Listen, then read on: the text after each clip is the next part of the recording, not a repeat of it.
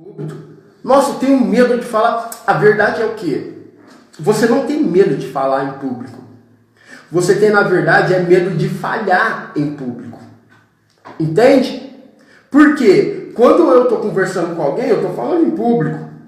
Você tem medo de falar com seus filhos? Você tem medo de falar com seu marido? Você tem medo de conversar, contar uma piada ali na roda de amigos? Não. Então, o nosso maior grande erro é ter medo de falhar em público. Quando eu tenho medo de falhar em público, isso muda completamente o jogo. Por quê? Eu estou colocando aquilo que eu falo na dependência do que os outros vão achar.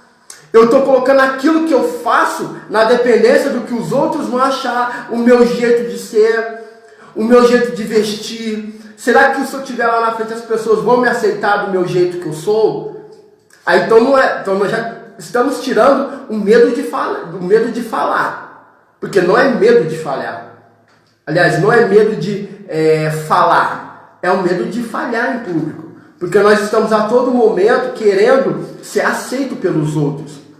Uou! Nós estamos a todo momento querendo ser aceito pelos outros. Sendo que as coisas não devem ser assim. Porque quando você não influencia o ambiente, você é automaticamente influenciado por aquele ambiente.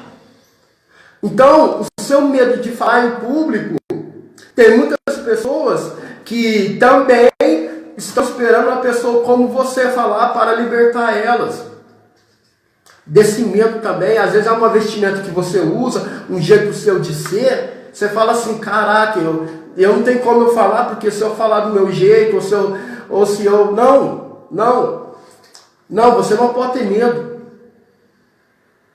Entende?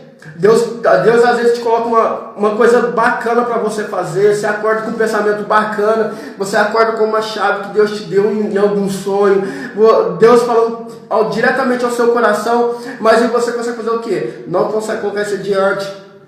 Por quê? O medo de falhar em público fala mais alto. Então não é medo de falar, é medo de falhar em público.